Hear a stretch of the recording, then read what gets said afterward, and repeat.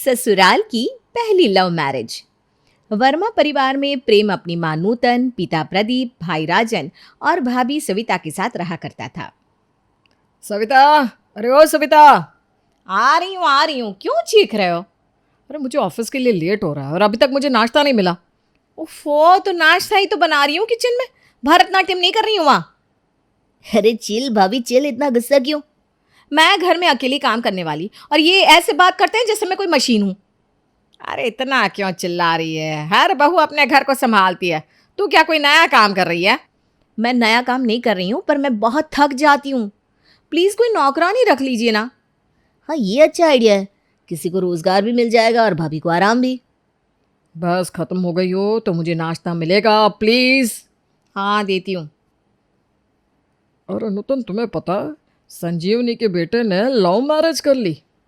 अरे आग लगे इन लव मैरिज करने वालों को। अरे क्या बोल रही हो? संजीवनी तुम्हारी ननद है। अरे कोई भी हो, ननद हो चाहे मेरी बहन हो, लव मैरिज मेरी नज़र में सबसे बड़ी सामाजिक बीमारी है। अरे मम्मी, इतनी भी क्या दिक्कत है आपको? उनकी लाइफ उनकी मर्जी। हाँ, तो वैसे ही मेरी लाइफ मेरी मर्जी। मुझे नफरत है लव मैरिज से और मेरे घर में कभी भी लव मैरिज नहीं होगी। नूतन ने इनडायरेक्टली प्रेम से बोल दिया था कि उसे भी अरेंज मैरिज ही करनी पड़ेगी, लेकिन उसे नहीं पता था कि प्रेम की तो एक गर्लफ्रेंड भी है जिससे वो शादी करना चाहता है। शाम का समय था। प्रेम अपनी गर्लफ्रेंड शीतल से मिलने कैफे में गया।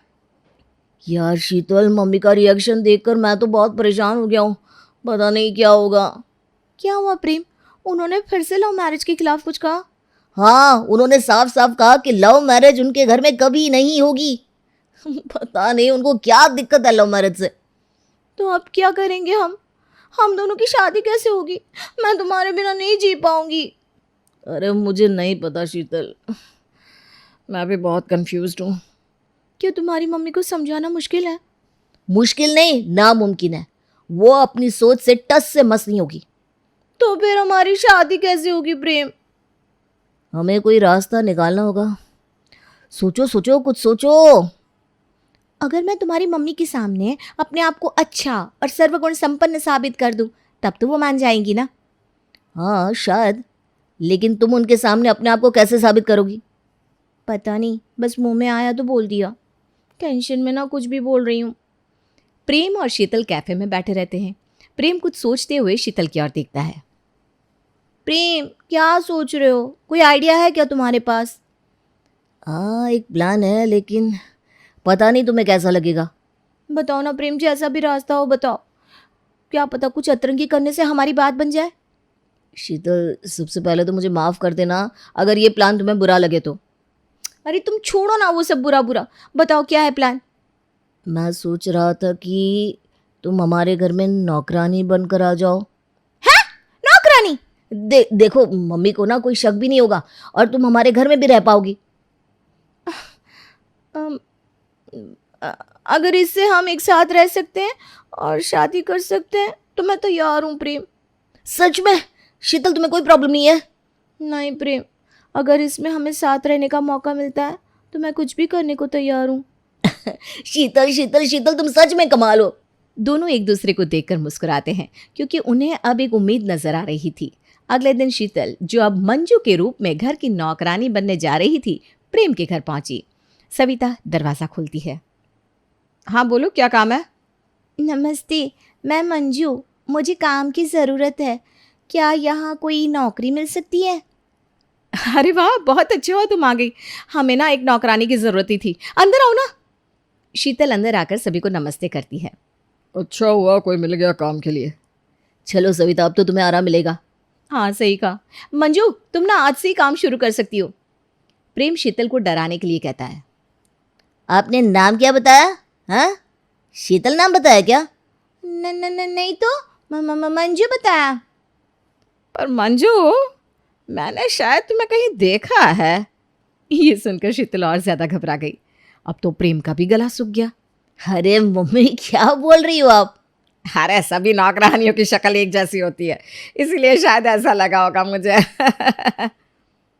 जी, ऐसा ही होगा। ओह थैंक गॉड, बच गए। मुझे तो लगा भांडा फूट गया। शीतल ने राहत की सांस ली और सभी को देखकर मुस्कुराई। सभी बहुत खुश थे कि अब सविता को काम में मदद मिल जाएगी, लेकिन प्रेम की खुशी का राज किसी को नहीं पता था। शीतल ने घर में काम करना शुरू कर दिया। पहले दिन से ही नूतन ने उसे एक मशीन की तरह काम पर लगा दिया। मंजू, सबसे पहले घर में झाड़ू लगा दो। जी मम्मी जी। मेरा मतलब मालकिन जी। जी मालकिन जी। मम्मी जी, आज के बाद कभी भूल से भी मुझे मम्मी जी मत बोल लेना, वरना तेरे से बान खींच लूंगी। तू और मेरी बेटी। हैक थू। शीतल को नूतन का ये रवैया बहुत बुरा लगता है, पर वो चुपचाप पूरे घर में झाड़ू लगाने में लग जाती है। झाड़ू लगते ही नूतन फिर से उसे आवाज देती है। अब पोछा लगाओ, हर कोने को चमका दो, चलो। जी ठीक है। पोछा लगाते हुए शीतल की कमर दर्द करने लगी, लेकिन उसने काम जारी रखा। जैसे ही पोछा खत्म हुआ, नूतन ने फिर से उसे बुला लिया। मंजू, चलो बर्तन धो दो। जी अभी करती हूँ। बर्तन धोते धोते शीतल की उंगलियों में दर्द होने लगा, लेकिन फिर भी वो काम करती रही। बर्तन धोते ही नूतन को कुछ और याद आ जाता है। मंजू, चूल्हा साफ कर दो, बहुत गंदा हो गया है। ये आज ही ज़रूरी है क्या? नहीं नहीं, अगले साल कर देना। क्या? अरे क्या की बच्ची, जो कह रही हूँ वो कर। चूल्हा साफ करने के बाद शीतल ने सोचा, हाँ अब तो थोड़ी राहत मिलेगी। लेकिन हमारी नूतन, उसने तो फिर से उसे बुलाया। मंजू देख, कुछ कपड़े गंदे पड़े होंगे बाथरूम में, जाओ उन्हें धो दे। जी अच्छा। शीतल की हालत बहुत खराब हो गई थी। उसकी कमर, उंगलियां, पैर सब दर्द कर रहे थे, इसलिए वो अब कुछ देर लेट कर आराम करने लगी। मंजू बेटा, आराम कर रही हो? जी थोड़ा थक गई थी ना। कामचोर कही कि तू यहाँ आराम करने आई है। अरे मम्मी जी, उसे थोड़ी देर आराम करने दीजिए ना, बहुत थक गई है बेचारी। नहीं सविता, इसे आराम करने के पैसे नहीं दे रही हूँ मैं। पर मालकिन। तू इस घर की नौकरानी है, बहू नहीं है जो तुझे आराम करने को मिले। चल। जी मालकिन। शीतल ने फिर से काम करना शुरू कर दिया। उसकी थकान बढ़ती जा रही थी, लेकिन नूतन उसे एक पल भी चैन से बैठने नहीं देती थी। शाम हुई तो शीतल डिनर बनाने के लिए किचन में गई। उसने सभी की पसंद का खाना बनाया। वाह मंजू, आज तो मेरे पसंद के आलू पराठे बनाया है तुमने। और मेरे लिए पनीर भुर्जी भी, और मेरे लिए भिंडी भी बनाई है। नूतन ये देखकर हैरान थी कि मंजू ने सबकी पसंद का खाना कैसे बना दिया, जबकि किसी ने उसे कुछ बताया ही नहीं था। डिनर के बाद नूतन ने शीतल से चाय बनाने को कहा। मंजू, एक कप चाय बना दो। जी अभी लाती हूँ। शीतल ने चाय बनाई और नूतन को दी। नूतन ने चाय का स्वाद चखा तो वो फीकी थी। अरे मंजू, ये चाय फीकी क्यों बनाई? मैंने तो तुम्हें बताया नहीं कि मुझे शुगर है। जी वो किचन में मैंने शुगर फ्री का डिब्बा देखा तो मैं समझ गई। हैं? तू तो ठहरी जाहिल, तूने पढ़ कैसे लिया?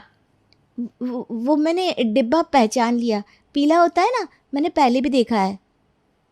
नूतन ये सुनकर हैरान थी, लेकिन हैरानी के साथ साथ उसे मंजू पर शक भी हो रहा था।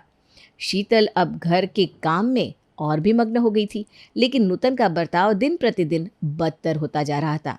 नूतन उसे काम के साथ साथ बुरा भला भी कहने लगी। अरे मंजू, तुमने सफेद और रंगीन कपड़े एक साथ मशीन में डाल दिए। इतना सा काम भी तुमसे ठीक से नहीं होता।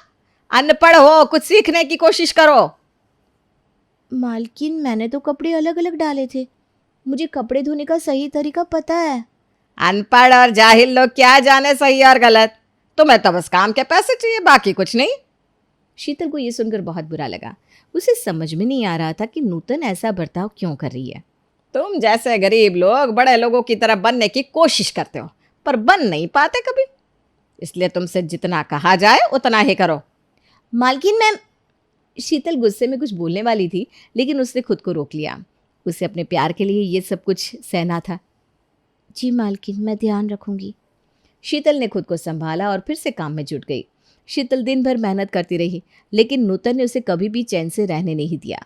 एक दिन उसने शीतल से कहा, मंजू, ये कैसे कपड़े पहन कर आती हो तुम? नौकरानी हो, नौकरानी वाले कपड़े पहना करो। मालकिन ये मेरे अपने कपड़े हैं। अपने कपड़े? चल झूठी, इतने अच्छे कपड़े होंगे क्या तेरे? बंदर क्या जाने अदरक का स्वाद। ये ले, ये हमारे पुराने कपड़े हैं, इन्हें पहना कर। नूतन ने अपने और सविता के पुराने फटे हुए कपड़े शीतल को दिए। शीतल को मजबूरन वो कपड़े पहनने पड़े। शीतल के इस हाल को देखकर प्रेम का दिल टूट गया। उसे अपनी गर्लफ्रेंड को इस हालत में देखना बर्दाश्त नहीं हो रहा था। माँ, आप मंजू के साथ ऐसा बर्ताव क्यों कर रही हो? उसे अपने खुद के कपड़े पहनने दो ना। प्रेम, तुम बीच में मत पड़ो। ये हमारे घर का काम कर रही है और इसे हमारे हिसाब से चलना पड़ेगा। लेकिन माँ, ये गलत है। मैंने कह दिया ना, तुमसे मतलब नहीं है, चुप रहो। प्रेम की बातों का नूतन पर कोई असर नहीं हुआ। शीतल ने चुपचाप उन फटे पुराने कपड़ों को पहन लिया। एक दिन जब नूतन और सविता घर के किसी काम में व्यस्त थी, प्रेम ने मौका देखकर शीतल से अकेले में बात करी। शीतल, तुम्हें मेरे लिए इतनी बेइज्जती सहने की कोई ज़रूरत नहीं है। ये सब बंद कर दो अब, प्लीज़। प्रेम, तुम ऐसा मत कहो। ये हमारे प्यार का इम्तिहान है और मुझे इसे पास करना ही पड़ेगा। लेकिन शीतल, मैं तुम्हें इस हालत में नहीं देख सकता। मुझे बहुत तकलीफ होती है। ये सही नहीं है। प्रेम, हिम्मत रखो, मैं सब कुछ सहन कर लूंगी। हमारा प्यार सच्चा है और इसे कोई नहीं तोड़ सकता। प्रेम की आंखों में आंसू थे। वो शीतल की मजबूरी देखकर टूट रहा था, लेकिन शीतल ने उसके चेहरे पर मुस्कान बिखेर दी। देखो प्रेम, हमें मजबूत रहना होगा। मैं जानती हूँ कि ये सब सहना मुश्किल है, लेकिन हमारा प्यार इन सब से बढ़कर है। तुम हिम्मत मत हारो। शीतल, मैं तुम्हारे बिना कुछ भी नहीं हूँ। तुम्हारी ये हिम्मत ही मुझे मजबूत बनाए रखती है। शीतल ने प्रेम को ढाढ़स बंधाया और उसे यकीन दिलाया कि सब कुछ ठीक हो जाएगा। शीतल फिर से घर के काम में और नूतन का दिल जीतने में लग गई। एक दिन उसने माइक्रोवेव ओवन में खाना गर्म करने का सोचा। हे भगवान, पता नहीं मेरी इस मेहनत का मुझे कोई फल मिलेगा कि नहीं। प्रेम की मम्मी तो सचमुच बहुत सख्त है, वो तो मुझे कुछ समझती नहीं। फिर जैसे ही वो माइक्रोवेव ओवन का स्विच ऑन करती है, उसमें शॉर्ट सर्किट हो जाता है। वो घबरा जाती है। तभी वहाँ नूतन आ जाती है। अरे कालमोही, ये क्या किया तूने? ओवन खराब कर दिया। जब तूने कभी जिंदगी में ये सारी चीजें देखी नहीं तो इनको चलाना जरूरी है क्या?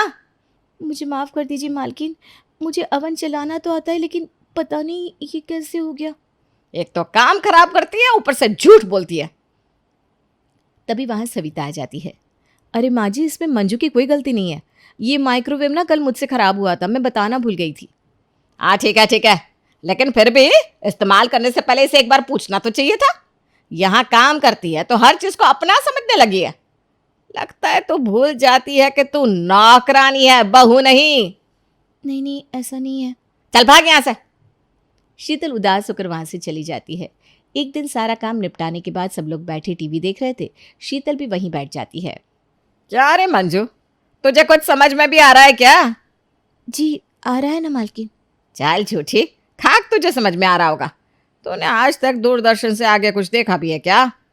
अरे मम्मी, क्यों आप हर समय शीतल को, मेरा मतलब मंजू को सुनाती रहती हो? और तुझे तो ऐसे मिर्ची लग रही है जैसे तेरी होने वाली पत्नी को कुछ कह दिया हो मैंने। मम्मी, क्या आप भी कुछ भी बोलती हो? इसी बात पर ना मुझे एक बहुत अच्छा आइडिया आया है। कैसा आइडिया? तो चुप रह, मुझे मंजू से बात करने दे। मंजू, तेरे घर में कितने लोग हैं? कोई नहीं, मैं अनाथ हूँ। अच्छा, ऐसी बात है, तब तो तेरी शादी कराने की जिम्मेदारी मेरी है।